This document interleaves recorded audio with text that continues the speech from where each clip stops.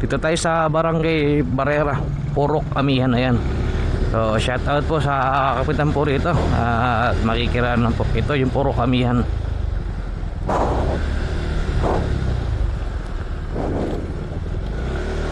Binabaha rin po noon dito pagka may bagyo, pag lumaki sapa. Nililikas pa yung mga tao rito noon. Pero hindi na po ata bumabaha rito ngayon buhat nung nagaway dikin na natin. May followers po ba tayo rito? Shout out po kung meron man.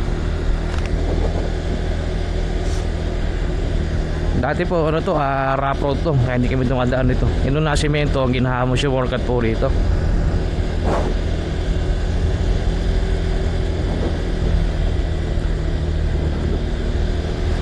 Ang laki din pala ng barera. Hindi ko pa naiikot ang buo para mag vlog sa dito sa barera. Malaki. Ito palabas po utang ano to ulit. Diniretso mo circumferential road po ito. Malapit po sa dating LTO.